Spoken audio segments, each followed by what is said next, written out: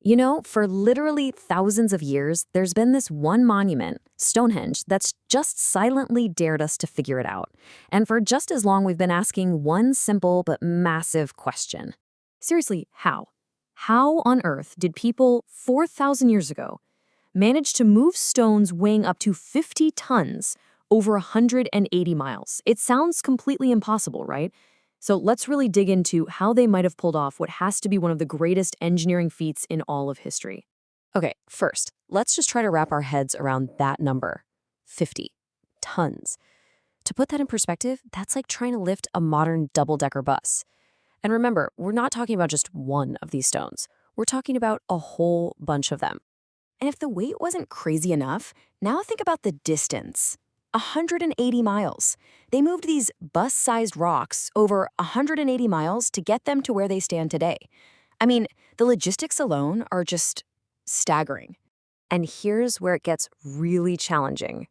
You have to remember, this was 2500 BC. They had absolutely none of the stuff we take for granted.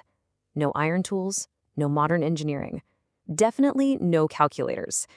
So the question remains, how in the world did they do it?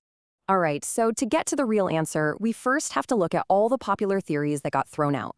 Let's start with the ideas that, well, just didn't hold up. Now, the first idea most people have, and probably the most common theory out there, is the rolling theory. It's pretty straightforward, right? You just put the massive stone on a bunch of logs and roll it along. Seems logical enough. But there's one huge problem with that. When researchers actually looked at the routes they would have taken, they realized the path goes right through wet, marshy ground, and even rivers. Can you imagine trying to roll a 50-ton rock on logs through a swamp? Yeah, that theory falls apart pretty quick. Okay, so then things get a bit more scientific. There was this cool experiment back in 2016 that showed if you get sand just the right amount of wet, you can cut the friction by half. That makes it way easier to drag something heavy. So the question became, did these ancient engineers know this little physics trick thousands of years before we did? And of course, you always get the, well, let's call them creative theories.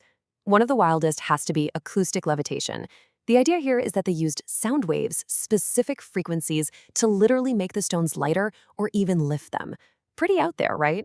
Look, as fascinating as those ideas are, they've both been pretty much dismissed. The wet sand thing helps, for sure, but it doesn't solve the entire puzzle. And acoustic levitation, that's still pure speculation. So we're still looking for a solid answer.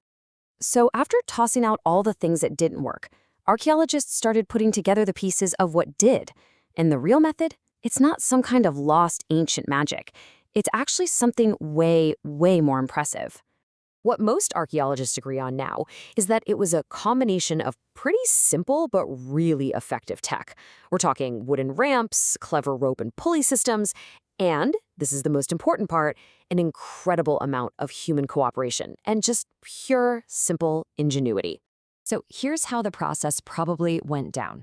Step 1, you build some really sturdy wooden ramps. Step 2, you get those stones tied up and secured with heavy-duty ropes. Step 3, you use some smart pulley systems to give you a mechanical edge. And step 4, you use brain power to coordinate the whole thing. It's not magic, it's just brilliant, down-to-earth engineering. And here's the kicker. People have actually tested this in modern times. And get this, they found that a well-organized crew of just 100 people could lift one of these giant stones into place in about 10 days, all with nothing more than wood, rope, and brain power. All of a sudden, the impossible starts to look, well, completely possible. But you know what? Figuring out how they move the stones is actually just scratching the surface. It turns out that engineering puzzle leads us to an even bigger, much deeper mystery. For centuries, we've all been obsessed with the how. How did they lift them? But the latest research is telling us that the real secret of Stonehenge isn't how, it's why. I mean, why on earth would you go to all that trouble? And the answer is just mind-blowing. It looks like Stonehenge wasn't just some temple for rituals.